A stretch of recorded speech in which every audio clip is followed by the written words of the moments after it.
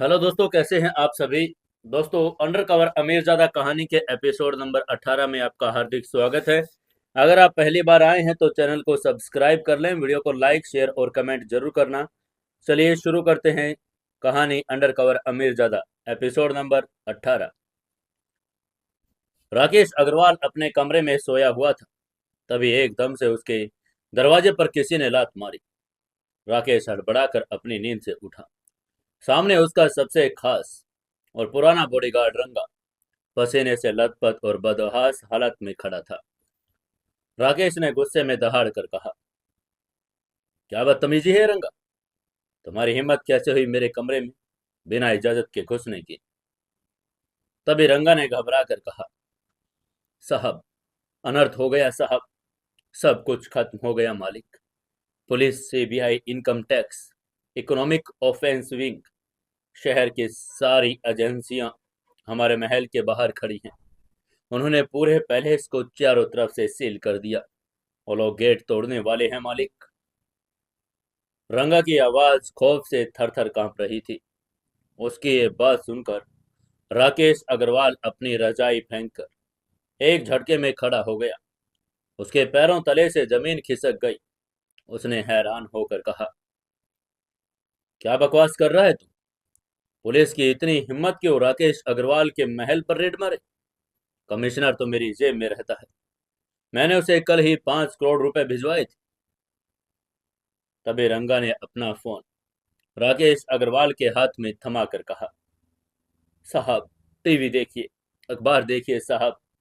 किसी ने आपके वो लाल डायरी के सारे राज, आपके सारे विदेशी अकाउंट्स, आपके नेताओं को दी गई रिश्वत की लिस्ट, हमारे ड्रग्स के सारे इंटरनेशनल सप्लायर्स की जानकारी रातों रात पूरे मीडिया और पुलिस हेडक्वार्टर्स में लीक कर दी है।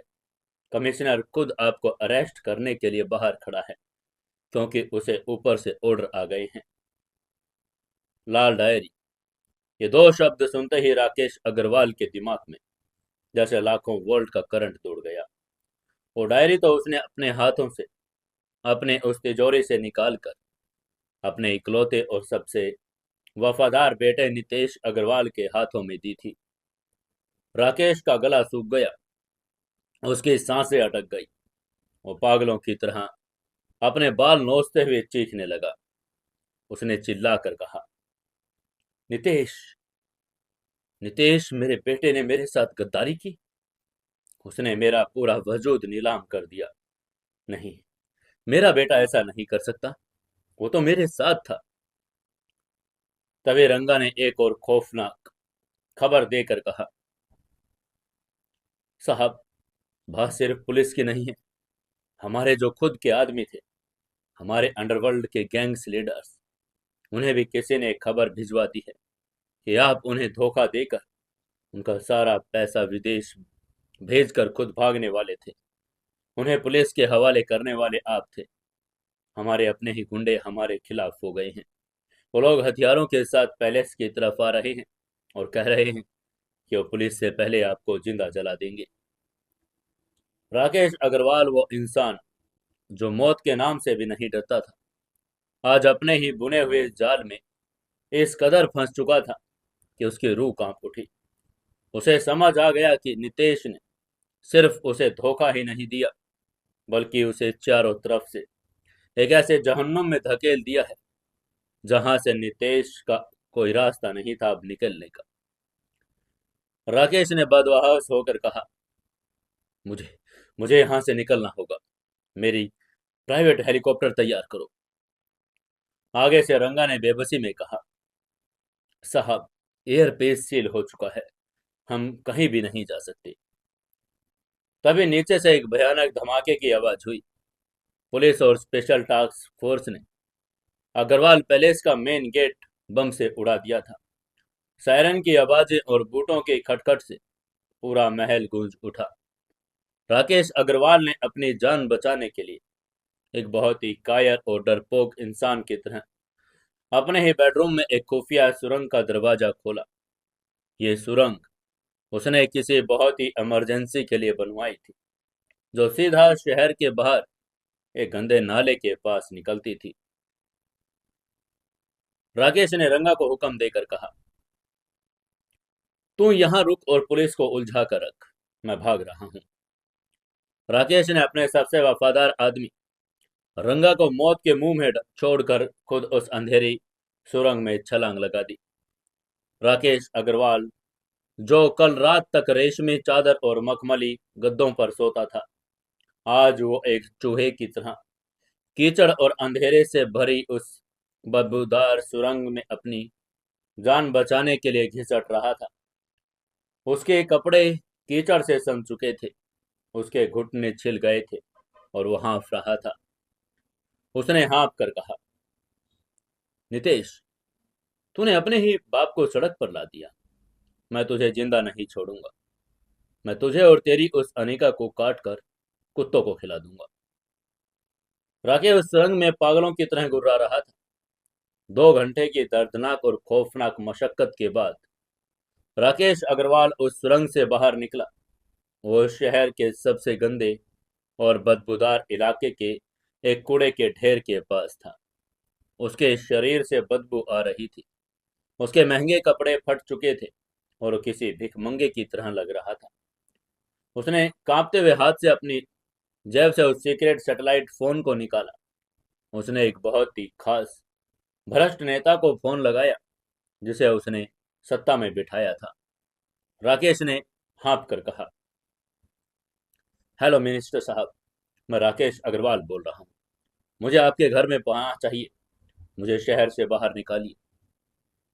तभी दूसरी तरफ से मिनिस्टर ने एक बहुत ही रूखी और डरी हुई आवाज में जवाब देकर कहा, तुम कौन हो भाई? मैं किसी राकेश अग्रवाल को नहीं जानता। तुम्हारी वजह से हमारी पार्टी की इज्जत दांव पर लग गई है। मुझे दोबारा फोन मत करना। मैं खुद पुलिस को तुम्हारी लोकेशन दे दूंगा। ये कहते हुए मिनिस्टर ने फोन काट दिया। इसके बाद राकेश ने अपने स्विस बैंक के मैनेजर को फोन लगाया कि वो कुछ कैश काउंटर ट्रांसफर कर दे, लेकिन वहां से भी वही जवाब मिला, sorry Mister Agarwal, international economic swings ने आपके सारे अकाउंट, सारी प्रॉपर्टी सीज कर दी। आपके पास अब 1 रुपया भी नहीं है। ये सुनते ही राकेश अग्रवाल वहीं कीचड़ में घुटनों के बल गिर पड़ा।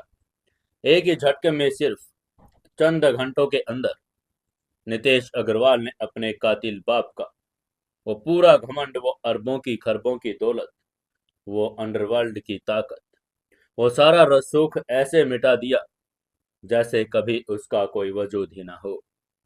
वो इंसान जो इस शहर का भगवान बनता था, आज सड़कों पर कीचड़ में सना हुआ, अपने ही लोगों से जान बचाकर एक कुत्ते की तरह भटक रहा था। उसने रो कर कहा, मेरा सब कुछ खत्म हो गया, मैं बर्बाद हो गया। और राकेश फूट फूट कर रोने लगा। तभी उसके सामने एक बहुत ही महंगी काले रंग की बुलेट प्रूफ मैकबेथ आकर रुकी। गाड़ी का दरवाजा खुला। अंदर से एक ऐसा इंसान बाहर निकला जिसे देखकर राकेश अग्रवाल की फटी हुई आंखें और भी ज्यादा चौड़ी हो गई थी। काले डिजाइनर सूट में, आंखों पर काला चश्मा लगाए, चेहरे पर एक बहुत ही खौफनाक, शैतानी और दरिंदगी भरी मुस्कान लिए नितेश अग्रवाल उसके सामने खड़ा था। उसके पीछे जुबैर और 4 खूंखार बाउंसर भी खड़े थे। नितेश ने अपना चश्मा उतारा और अपने बाप के उस कीचड़ में लिपटी लाचार और भिखमंगे जैसी हालात को देखकर एक बहुत ही भयानक अट्टहास करके कहा, कैसा लग रहा है मिस्टर राकेश अग्रवाल? जमीन का ये कीचड़, ये बदबू, ये तुम्हारी असली औकात है? नितेश की वो हंसी उस सुनसान इलाके में मौत की तरह गूंज रही थी। उसकी ये बात सुनकर आगे से राकेश अग्रवाल का गुस्सा और खौफ दोनों एक साथ भड़क उठे। उसने चिल्ला कर कहा, नितेश, हरामजादे, तूने मेरे साथ ये क्यों किया? तूने अपने ही बाप का पूरा एम्पायर तबाह कर दिया। तू मेरी ही डायरी लेकर मुझे ही बर्बाद कर गया। राकेश ने अपनी जगह से उठकर नितेश की तरफ झपटना चाहा, लेकिन जुबैर ने आगे बढ़कर राकेश के सीने पर एक बहुत जोरदार लात मारी। राकेश वापस उसे कूड़े के ढेर में जा गिरा। जुबैर ने गुर्रा कर कहा, अपनी हद में रह बुढ़े, तू अब अंडरवर्ल्ड का डॉन नहीं है, तू अब सिर्फ एक भगोड़ा है। तभी नितेश बहुत ही इत्मीनान से चलकर राकेश अग्रवाल के पास गया। वो अपने घुटनों के बल झुका और उसने अपने बाप की आंखों में वो खूनी बर्फीली आंखें डाल दी, जिनमें सिर्फ और सिर्फ नफरत उबल रही थी। नितेश ने एक एक लफ्ज चबा कर कहा, बाप, तू मेरा बाप है। जिस दिन तूने मेरी माँ के खाने में वो जहर मिलाया था, जिस दिन तूने और उस दिनेश आहूजा ने मिलकर मेरी माँ को तड़पा तड़पा कर मारा था, उस दिन तू मेरा बाप मर गया था राकेश अग्रवाल। उसके बात सुनकर राकेश अग्रवाल का खून जम गया। उसने हकला कर कहा, तुझे तुझे पता चल गया? तभी नितेश ने राकेश का कॉलर पकड़कर उसे कीचड़ से ऊपर खींच कर कहा, हाँ, मुझे सब पता चल गया। मुझे पता चल गया कि तूने पैसों के लालच में अपने इस 2 नंबर के धंधे को बचाने के लिए मेरे उस बेगुनाह माँ की जान ले ली थी। तूने सोचा था कि तू बच जाएगा। तूने दीनानाथ मेहता को फंसाने की साजिश रची थी, लेकिन तुम भूल गया कि नितेश अग्रवाल की नजरों में कोई सच छुप ही नहीं सकता है। तभी आगे से राकेश ने सिसक कर कहा, नितेश, मुझे मुझे माफ कर दे। वो सब आहूजा का प्लान था। मैंने तो बस। राकेश ने रोते हुए गिड़गिड़ाने की कोशिश की, लेकिन इससे पहले कि वो अपनी बात पूरी कर पाता, नितेश ने राकेश के मुंह पर एक जोरदार घूंसा मारकर कहा, चुप कर कातिल। राकेश के होंठ फट गए और खून बहने लगा। इसके बाद नितेश ने उसे वापस कीचड़ में फेंक दिया और खड़े होकर कोट को झाड़ कर कहा, आहूजा को तो मैंने उसके अंजाम तक पहुंचा दिया। वो तो तिल तिल कर सड़ कर मरा है, लेकिन तेरी सजा आहूजा से बहुत अलग और बहुत खौफनाक होने वाली है। मैं तुझे गोली नहीं मारूंगा, मैं तुझे पुलिस के हवाले भी नहीं करूंगा। मौत तो बहुत छोटी और आसान सजा है तेरे लिए। इसके बाद नितेश ने जुबैर की तरफ इशारा करके कहा, इसे उठाओ और इसे हमारे नर्क में ले चलो। आज मैं इसे दिखाऊंगा कि जब एक बेटा अपनी माँ के कातिल से इंतकाम लेता है तो यमराज से भी ज्यादा बेरहम हो जाता है। उसकी यह बात सुनते ही बांसुरों ने राकेश अग्रवाल को उठाया और उसे घसीट कर गाड़ी की डिग्गी में डाल दिया। शहर से बहुत दूर पहाड़ियों के बीच नितेश का एक बहुत ही सीक्रेट और खौफनाक टॉर्चर हाउस था, जिसे अंडरवर्ल्ड में नर्क कहा जाता था। यह जगह जमीन से 100 फुट नीचे बनी हुई थी। यहाँ ना तो कोई आवाज बाहर जा सकती थी, ना ही कोई रोशनी अंदर आ सकती थी। वहां राकेश अग्रवाल को एक लोहे की भारी कुर्सी से बांध दिया गया था। कमरे में सिर्फ एक बहुत ही तेज सफेद लाइट सीधे उसकी आंखों पर पड़ रही थी। तभी नितेश अपने कोट को उतारकर अपनी आस्तीनें ऊपर चढ़ाकर उस कमरे में दाखिल हुआ। वहीं राकेश अग्रवाल की हालत अब खराब हो चुकी थी। वो रो रहा था, गिड़गिड़ा रहा था। उसने गिड़गिड़ाते हुए कहा, नितेश, मैं तेरा बाप हूं। मेरे ही खून से तूने जन्म लिया है। मुझे छोड़ दे। मुझे एक बार मौका तो दे। मैं शहर छोड़कर चला जाऊंगा। तभी नितेश ने एक बहुत ही शांत लेकिन खौफनाक मुस्कान के साथ कहा,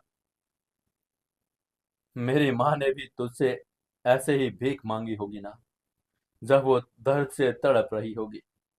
जब उनके बाल झड़ रहे होंगे, तब तू भी ऐसे ही खड़ा तमाशा देख रहा होगा और अपनी उस माशूका से इश्क लड़ा रहा था। ये कहते हुए नितेश ने पास रखी एक मेज पर एक सिरंज और एक छोटी शीशी उठाई। ये शीशी उसी थैलियम जहर की थी जो उसने आहूजा को दिया था। लेकिन आज नितेश ने जहर पीने के लिए नहीं, नितेश ने सिरिंज में वो जहर भरकर आगे कहा,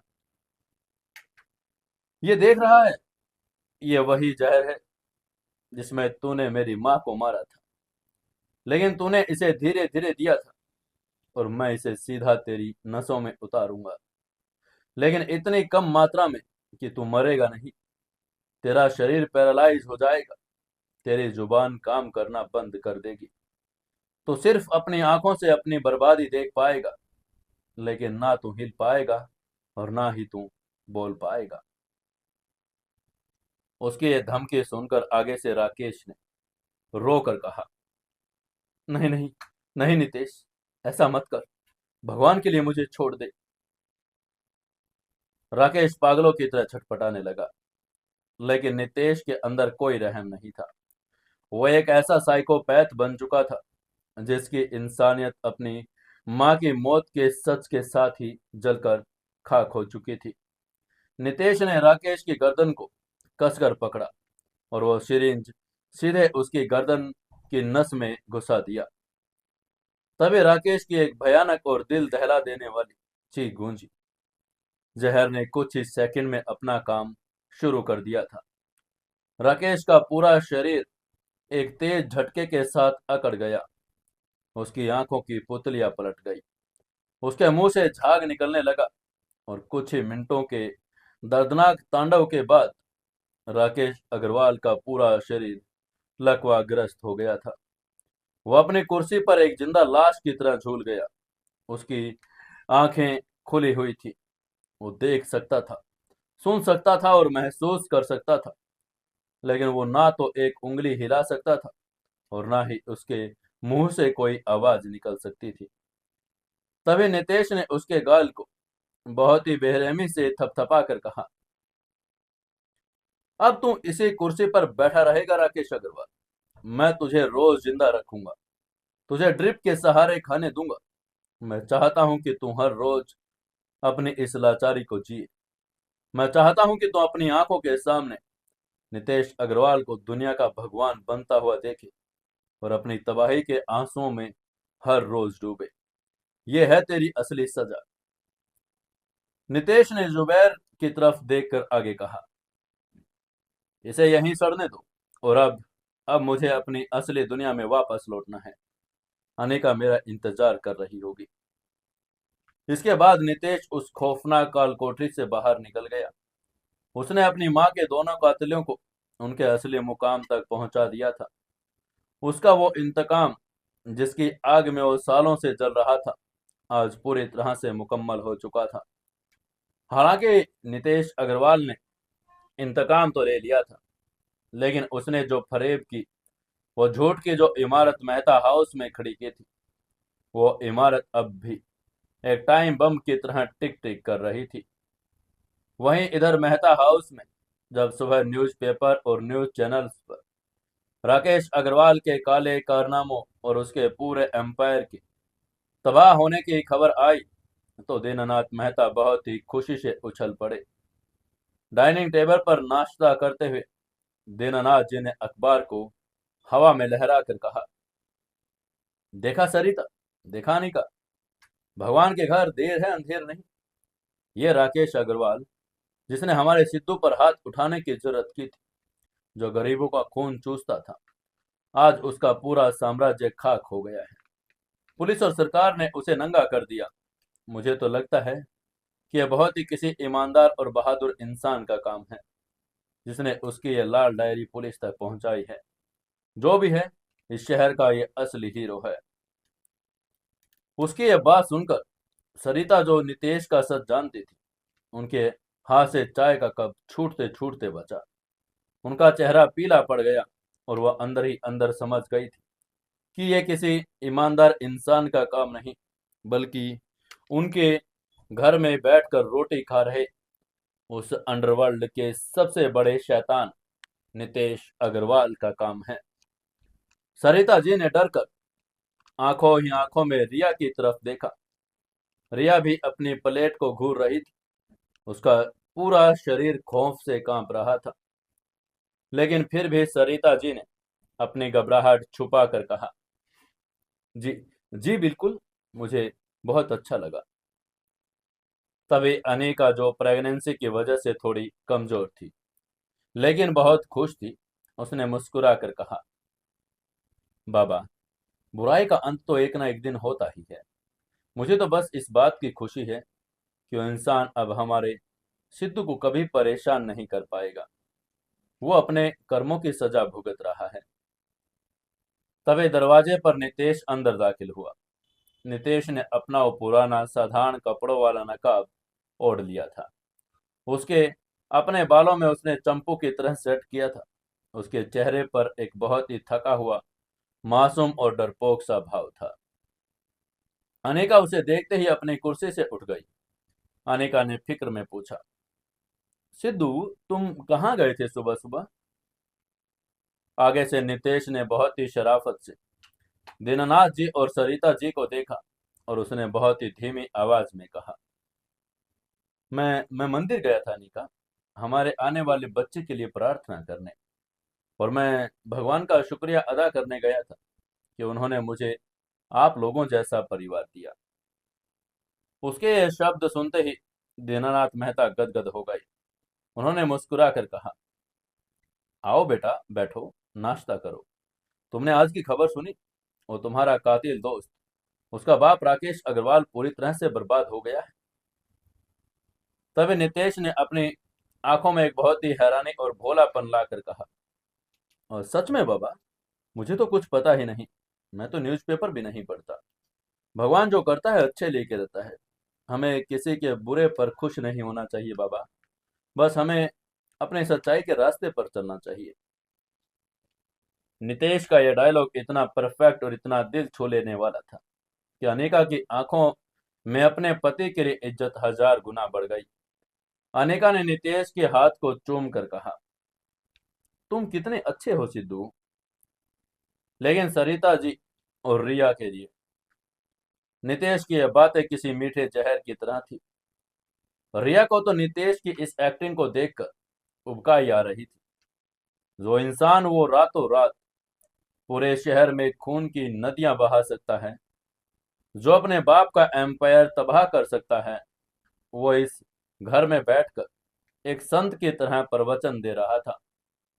नाश्ते के बाद दीनानाथ जी ऑफिस चले गए। अनेका अपने कमरे में आराम करने चली गई।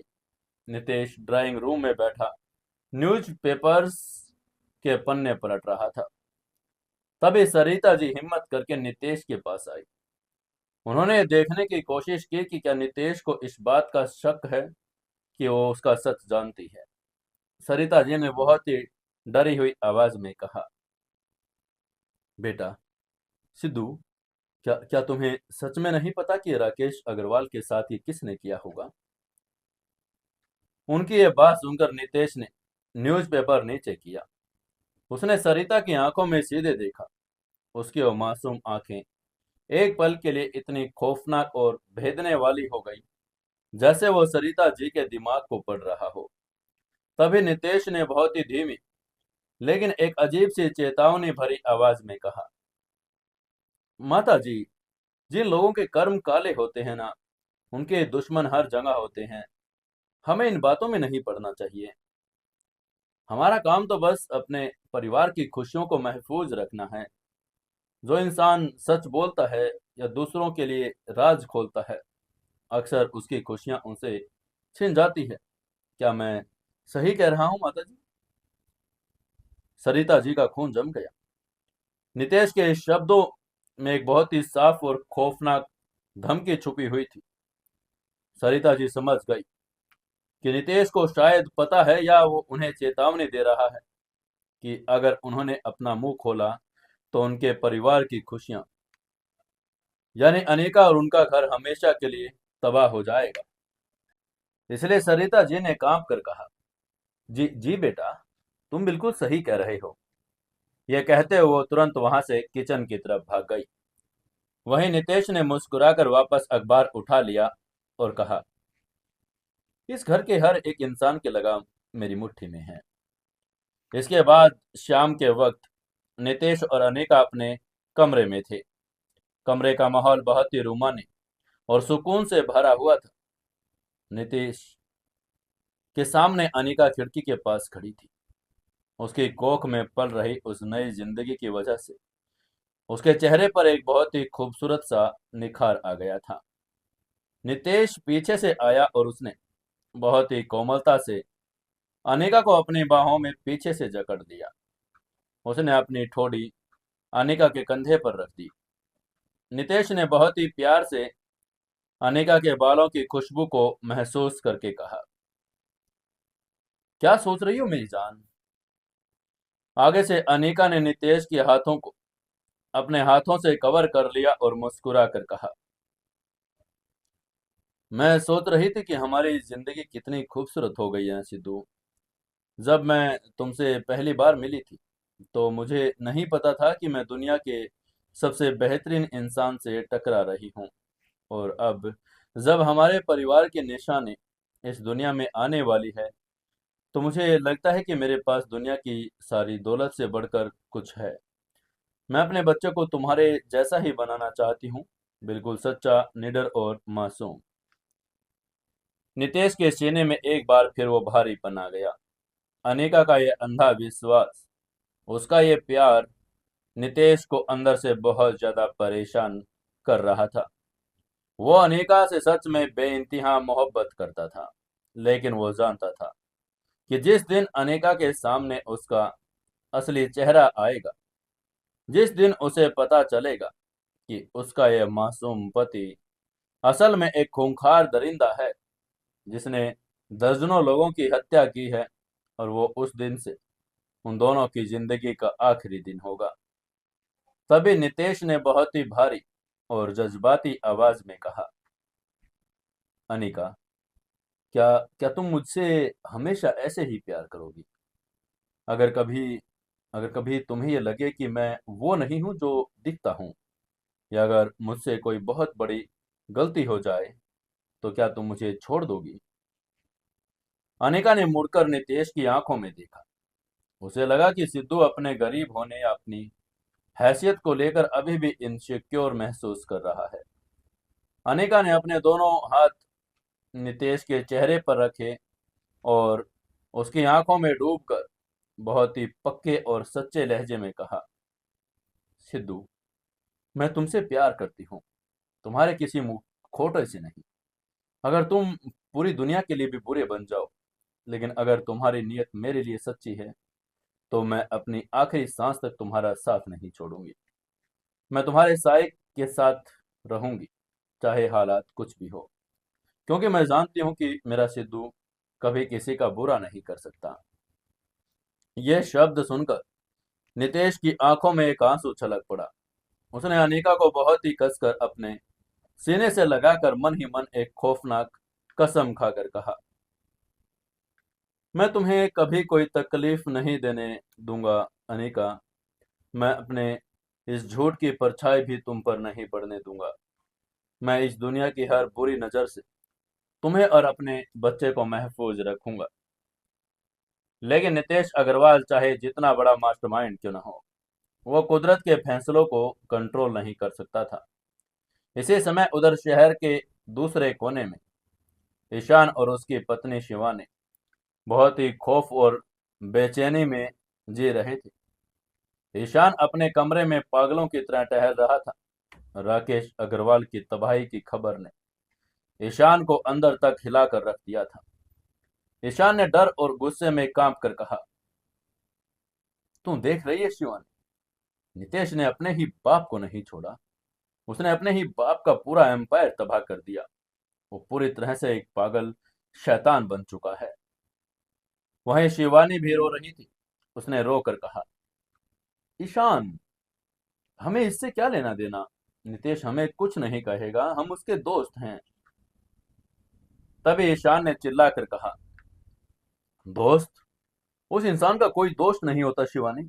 मुझे अब अनिका की फिक्र हो रही है। वो बेचारी लड़की उस शैतान के साथ सो रही है। वो एक ऐसे इंसान के बच्चे की मां बनने वाली है जो अपने बाप का सगा नहीं हुआ। कल को अगर नितेश का कोई अंडरवर्ल्ड का दुश्मन अनिका तक पहुंच गया तो अनिका और उसका बच्चा दोनों मारे जाएंगे। उसकी यह बात सुनकर आगे से शिवानी ने गिड़गिड़ा कर कहा, लेकिन हम क्या कर सकते हैं ईशान? अगर हमने नितेश के खिलाफ कुछ बोला तो वो हमें मार डालेगा। तब ईशान ने एक बहुत ही पक्का और जिद्दी फैसला करके कहा, मैं अनिका को नहीं मरने दे सकता शिवानी। वो मेरी वजह से इस मुसीबत में फंसी है। मैंने नितेश को उस ऑफिस में नौकरी दिलवाई थी। मुझे अपना ये पाप धोना होगा। मैं अनिका को उसका सच बताऊंगा। उसकी ये बात सुनकर आगे से शिवानी ने उसको समझा कर कहा, ईशान नहीं, नितेश तुम्हें मार डालेगा ईशान। लेकिन ईशान ने जिद करके कहा, मरने दे मुझे, लेकिन मैं अपनी आंखों के सामने उस बेगुनाह लड़की की जिंदगी और उसके बच्चे का भविष्य बर्बाद होते हुए नहीं देख सकता। ये कहते हुए ईशान ने अपनी गाड़ी की चाबी उठाई और वो सीधा मेहता हाउस की तरफ निकल पड़ा। ये वो कदम था जो नितेश अग्रवाल के बुने हुए उस पूरे खौफनाक मायाजाल, उसके उस सिद्धू के नकाब और उसके प्यार की दुनिया में एक ऐसा एटम बम गिरने वाला था जिसके फटने के बाद ना तो मेहता हाउस बचने वाला था और ना ही नितेश अग्रवाल की वो मोहब्बत की झूठी दुनिया। ईशान की गाड़ी मनाली की उन सर्द घुमावदार और कोहरे से ढकी सड़कों पर बहुत तेज स्पीड में दौड़ रही थी। आसमान में काले बादल छाए गए थे। रुक रुक कर बारिश ने मौसम को और भी ज्यादा डरावना बना दिया था। लेकिन बाहर के इस तूफान में कहीं ज्यादा बड़ा तूफान ईशान के दिमाग और उसके दिल में चल रहा था। गाड़ी के वाइपर तेजी से शीशे से पानी हटा रहे थे, लेकिन ईशान की आंखों के सामने छाई हुई वो खौफनाक धुंध नहीं हट पा रही थी। उसके हाथ स्टीयरिंग व्हील पर इतने कसकर जम गए थे कि उसकी उंगलियों के पोर सफेद पड़ चुके थे। उसका पूरा शरीर पसीने और घबराहट से कांप रहा था। ईशान खुद से ही पागलों की तरह बड़बड़ा रहा था। उसने खुद से कहा, मैं और चुप नहीं रह सकता। मैं उस शैतान का साथ और नहीं दे सकता। नितेश ने अपने ही सगे बाप को नहीं छोड़ा। उसने अंडरवर्ल्ड के उस पूरे साम्राज्य को तबाह कर दिया। राकेश अंगल को सड़कों पर ला दिया। वो इंसान किसी का सगा नहीं है। और अनिका, वो बेचारी मासूम अनिका, वो एक ऐसे खूंखार दरिंदे के बच्चे की मां बनने वाली है। और अगर आज मैंने मुंह नहीं खोला, अगर मैंने आज अनिका को नितेश का ये असली खौफनाक चेहरा नहीं दिखाया, तो मैं जिंदगी भर खुद को माफ नहीं कर पाऊंगा। मुझे अनिका को इस दलदल से बचाना ही होगा। ईशान ने एक्सीलेटर पर अपना पैर और जोर से दबा दिया। मेहता हाउस अब कुछ ही किलोमीटर की दूरी पर था, लेकिन नितेश अग्रवाल, जो इस पूरे शहर की सांसों का हिसाब रखता था, उसकी नजरों से ईशान का ये बगावती कदम कैसे छुप सकता था? नितेश का ये खुफिया नेटवर्क, उसका सबसे वफादार आदमी जुबैर हर पल ईशान पर नजर रखे हुए था। जैसे ही ईशान अपनी गाड़ी लेकर घर से निकला था, जुबैर ने नितेश को खबर कर दी थी। ईशान की गाड़ी एक सुनसान और घने देवदार के पेड़ों वाले रास्ते से गुजर रही थी। तभी अचानक एक बहुत ही भयानक, कान फाड़ देने वाले टायरों की आवाज गूंजी। अंधेरे को चीरती हुई एक काले रंग की भारी बुलेट प्रूफ मैकबे अचानक एक गली से निकलकर ईशान की गाड़ी के बिल्कुल सामने आकर तिरछी खड़ी हो गई। ईशान की आंखें फटी की फटी रह गई। उसने अपनी पूरी ताकत लगाकर गाड़ी के ब्रेक दबाए। ईशान की घिसटती हुई गाड़ी उस काली गाड़ी से महज कुछ ही इंच के फासले पर जाकर रुकी। झटके की वजह से ईशान का सिर स्टीयरिंग व्हील से टकराते टकराते बचा। ईशान बुरी तरह हाँफ रहा था। उसका दिल सीने की पसलियां तोड़कर बाहर आने को बेकरार था। तभी सामने खड़ी उस खौफनाक काली गाड़ी का दरवाजा बहुत ही आहिस्ता से खुला। काले लिबास में आंखों पर वो गहरा काला चश्मा लगाए, चेहरे पर एक ऐसी सर्द और जानलेवा शांति लिए, अंडरवर्ल्ड का बेताज बादशाह। नितेश अग्रवाल गाड़ी से बाहर निकला। बारिश की हल्की हल्की बूंदें उसके चेहरे पर गिर रही थी, लेकिन उसकी आंखों में जो खौफनाक तूफान था, उसके सामने यह बारिश के कुछ भी नहीं थी। नितेश बहुत ही इत्मीनान से अपने कोट की जेब में हाथ डाले ईशान के गाड़ी की तरफ बढ़ रहा था। ईशान का खून सूखने लगा। उसे लगा कि आज उसकी मौत पक्की है। नितेश उसे जिंदा नहीं छोड़ेगा। लेकिन ईशान ने भी सोच लिया था कि आज चाहे जो कुछ भी हो जाए, वो अनिका की जिंदगी के लिए लड़कर मरेगा। ईशान ने हिम्मत जुटाई और अपनी गाड़ी का दरवाजा खोलकर बाहर आ गया। ईशान बारिश में भीगते हुए पूरी ताकत से चिल्लाकर बोला, नितेश, तू मुझे मारना चाहता है ना? मार दे, लेकिन मैं आज रुकने वाला नहीं हूं। मैं आज सीधा मेहता हाउस जाऊंगा और अनिका को वो तेरा असली खूनी और घिनौना चेहरा दिखाऊंगा। तूने अपने बाप को नहीं छोड़ा, तो तू उस मासूम लड़के का क्या सगा होगा? तभी नितेश ईशान के बिल्कुल सामने आकर खड़ा हो गया। दोनों के बीच सिर्फ 2 कदम का फासला था। ईशान को उम्मीद थी कि नितेश अभी अपनी पिस्तौल निकालेगा और उसके सिर में गोली मार देगा या अपने बाउंसरों से उसे उठवा लेगा, लेकिन नितेश अग्रवाल ने ऐसा कुछ नहीं किया। नितेश ने अपने चेहरे से वो काला चश्मा बहुत ही आहिस्ता से उतारा और जब ईशान ने नितेश की आंखों में देखा तो ईशान पूरी तरह से हक्का बक्का रह गया। नितेश की आंखों में कोई खौफनाक दरिंदगी नहीं थी, कोई शैतानी चमक नहीं थी। उसकी आंखें लाल थी, उनमें एक बहुत ही गहरा, बेबस और सच्चा सा दर्द छलक रहा था। उसकी आंखों से आंसुओं की धारा बह रही थी, जो बारिश के पानी के साथ मिलकर उसके गालों से नीचे गिर रही थी। नितेश ने बहुत ही भारी, रोंदी हुई और टूटी हुई आवाज में कहा, तू मुझे मारना चाहता है ईशान? तुम मार दे, मैं खुद तेरे सामने निहत्था खड़ा हूं। ये ले मेरी पिस्तौल और खत्म कर दे इस नितेश अग्रवाल को। यह कहते हुए नितेश ने अपनी कोट की जेब से वो पिस्तौल निकाली और उसे ईशान के हाथों में थमा दिया। ईशान का दिमाग सुन पड़ गया। वो पिस्तौल हाथ में लिए कांपते हुए नितेश को देखने लगा। उसने चिल्लाकर कहा, ये ये तुम क्या नाटक कर रहा है नितेश? तू मुझे बेवकूफ नहीं बना सकता। तू एक शैतान है। नितेश घुटनों के बल उस गीली और ठंडी सड़क पर गिर पड़ा। उसने अपने दोनों हाथों से अपना चेहरा छुपा लिया और फूट फूट कर दहाड़े मार मार कर रोने लगा। नितेश की आवाज में एक ऐसी तड़प थी जिसने ईशान के गुस्से को एक पल के लिए रोक दिया। उसने रोते हुए कहा, हाँ ईशान, मैं शैतान हूं, मैं बहुत बड़ा कातिल हूं, लेकिन तू जानता है मैंने राकेश अग्रवाल को क्यों बर्बाद किया? तू जानता है कि मैंने उस आदमी को उसके तख्त से जमीन पर क्यों पटका? क्योंकि क्योंकि उसने मेरी माँ को मारा था ईशान। उस आदमी ने मेरी बेगुनाह माँ को 15 साल पहले स्लो पॉइजन देकर तड़पा तड़पा कर मौत के घाट उतारा था। यह खौफनाक सच सुनते ही ईशान के हाथों से पिस्तौल छूटकर जमीन पर गिर गई। ईशान ने हकलाकर पीछे हटकर कहा, क्या राकेश अंकल ने उन्होंने आंटी को मारा था? आगे से नितेश ने अपने आंसू पहुंच कर कहा, हाँ ईशान, वो इंसान मेरे बाप कहने लायक नहीं था। उसने अपनी दौलत और अपने अंडरवर्ल्ड के एम्पायर के लिए मेरी माँ का खून किया था। मैं सालों से अपनी माँ के कातिल को ढूंढ रहा था और जब मुझे सच पता चला तो मेरे अंदर का बेटा पागल हो गया था। मैंने उसे हंसा अपना इंतकाम लिया। ईशा, क्या एक बेटे का अपनी माँ के कातिल को सजा देना गलत है?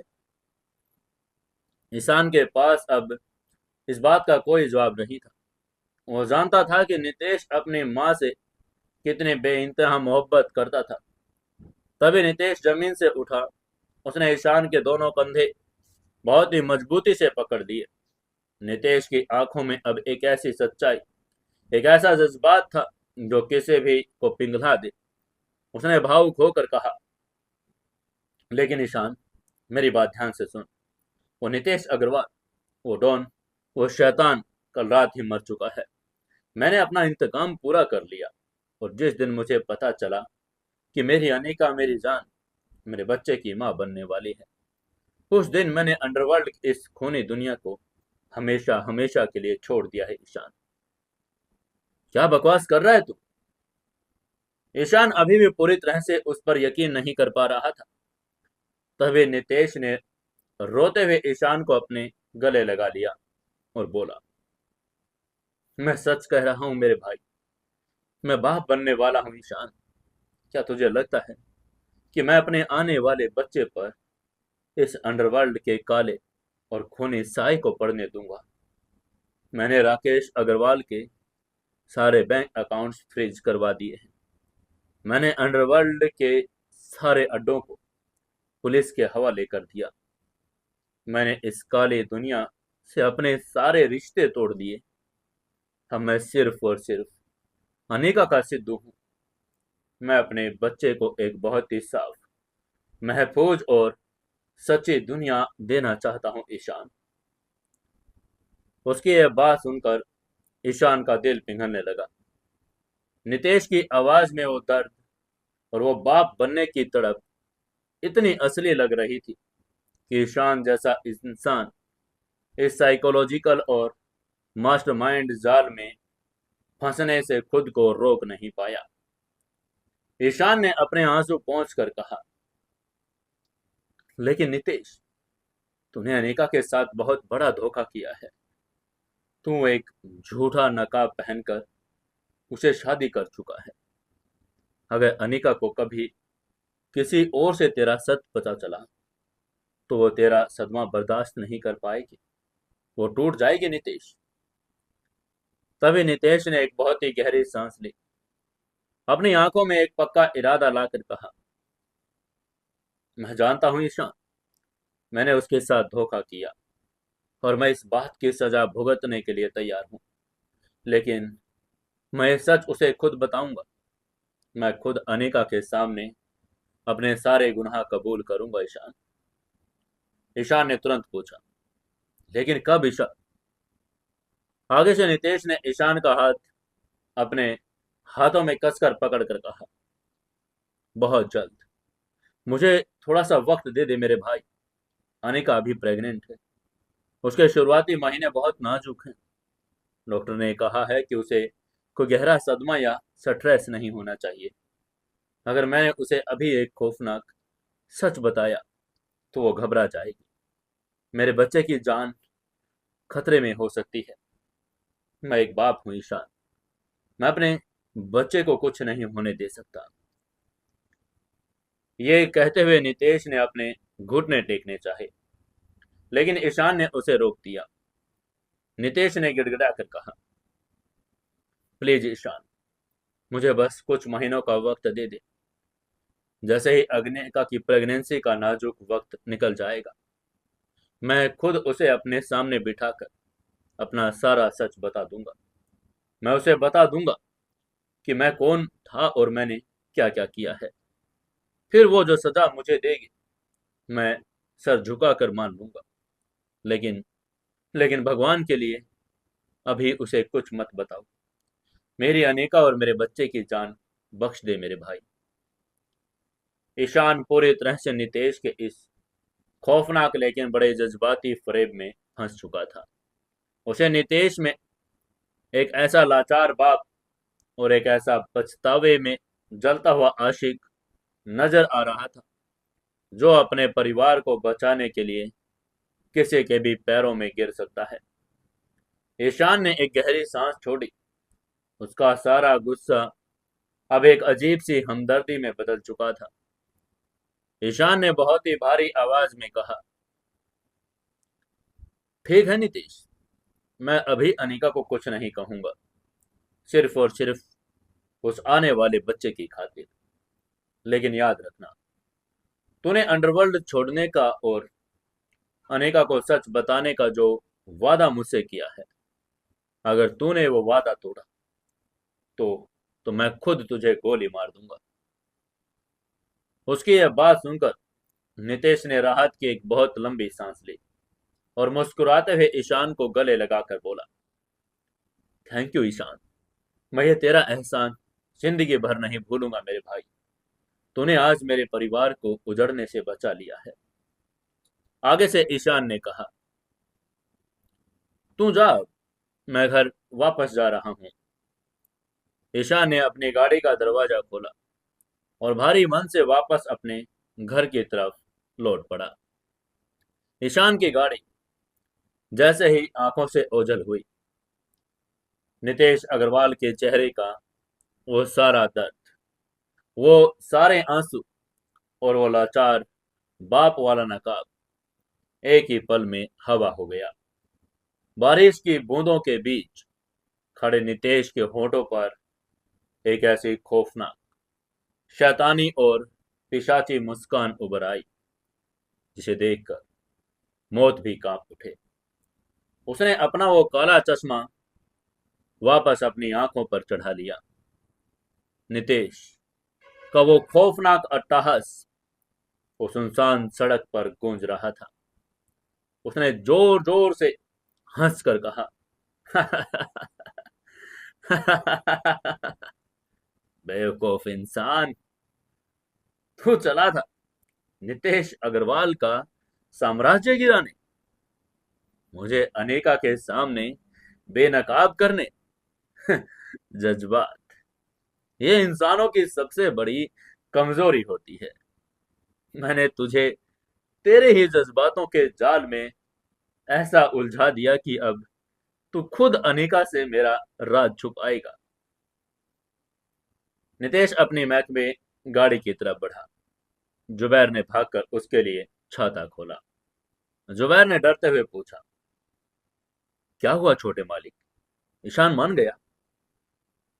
आगे से नितेश ने गाड़ी में बैठकर कहा, वो मेरे बिछाए हुए जाल में फड़फड़ाने वाली एक छोटी सी मछली है जुबैर। मैंने उसे अपनी झूठी कस्मों और एक लाचार बाप के नाटक में ऐसा बांध दिया कि अब वो चाहकर भी मुंह नहीं खोलेगा। अंडरवर्ल्ड छोड़ना। अभी तो मैंने इस शहर पर राज करना शुरू किया है। मेरा इंतकाम पूरा हो गया, लेकिन मेरी हुकूमत तो अभी बाकी है जुबैर। ये कहते हुए नितेश ने गाड़ी का शीशा ऊपर चढ़ाया और उसकी गाड़ी मेहता हाउस की तरफ निकल पड़ी। शाम का वक्त हो चुका था। बारिश रुक गई थी, लेकिन मौसम में अभी भी एक हल्की सी ठंडक थी।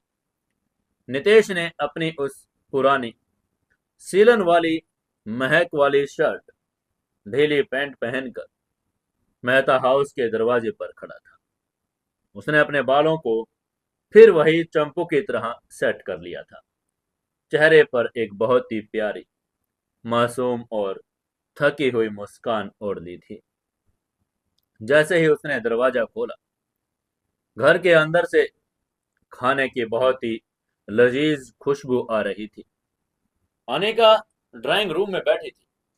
उसके चेहरे पर प्रेगनेंसी की खूबसूरती के साथ वो निखार साफ झलक रहा था। उसने हमेशा की तरह सिद्धू को देखकर ही पूछा, सिद्धू तुम आ गए? ये कहते हुए अनेका अपनी जगह से उठी और बहुत ही खुशी से आकर नितेश के गले लग गई। आगे से नितेश ने बहुत ही प्यार से अपनी पत्नी को अपने बाहों में भर लिया और बोला, हाँ मेरी जान, मैं आ गया। तुम ठीक तो हो? तुमने आज अपनी मेडिसिन ली थी ना? तभी अनीका ने मुस्कुराते हुए नितेश का गाल खींच कर कहा, हाँ बाबा, मैंने सब ले लिया। तुम इतने परेशान क्यों होते हो? जाओ जल्दी से मुंह हाथ धो लो। आज मैंने तुम्हारे लिए गाजर का हलवा बनाया है। उसकी ये बात सुनकर आगे से नितेश ने मुस्कुरा कर कहा, गाजर का हलवा। फिर तो मुझे जल्दी से फ्रेश होकर आना पड़ेगा। ये कहते हुए नितेश मुस्कुराया और अपने कमरे की तरफ चला गया। कुछ ही देर में पूरा परिवार डाइनिंग टेबल पर बैठा था। दीनानाथ मेहता बहुत ही खुश मिजाज लग रहे थे। सरिता जी, जो नितेश का सच जानती थी, वो खामोशी से खाना परोस रही थी। रिया, जो नितेश से खौफ खाती थी, वो भी सिर झुकाए बैठी थी। माहौल बहुत ही खुशनुमा था। तभी नितेश ने खाना खाते खाते बहुत ही चालाकी से अपने दिमाग में बुनी हुई अगली चाल चलने का फैसला किया। वो जानता था कि अगर उसे इस परिवार पर अपना कब्जा हमेशा के लिए मजबूत रखना है और रिया, जो उसका राज जानती है, उसकी जबान हमेशा के लिए बंद रखनी है, तो उसे एक ऐसा बड़ा मास्टर स्ट्रोक खेलना होगा। इसलिए नितेश ने बहुत ही मासूमियत से गला साफ किया और दीनानाथ मेहता की तरफ देखकर कहा, बाबा, अगर आप इजाजत दें तो मैं एक बहुत ही जरूरी बात करना चाहता हूं। दीनानाथ जी ने मुस्कुरा कर कहा, अरे सिद्धू बेटा, तुम्हें मुझसे कुछ भी कहने के लिए इजाजत लेने की क्या जरूरत है? तुम तो इस घर के बेटे हो, बोलो क्या बात है। जैसे ही नितेश ने इस बात के लिए सबको कहा था, तभी सबकी नजरें उठ खड़ी हुई थी कि अब आखिर नितेश क्या कहने वाला है। सरिता भी उसे घूर घूर कर देख रही थी। आखिर क्या डिसीजन लेने वाला था अब नितेश सबके सामने? क्या होगा अब आगे कहानी का अंजाम? क्या अनिका को कभी इस सच्चाई का पता चलेगा कि नितेश ने उसे कितना बड़ा धोखा दिया है? जानेंगे नेक्स्ट एपिसोड में। दोस्तों, कहानी को ज्यादा से ज्यादा लाइक, शेयर और कमेंट जरूर करते रहें।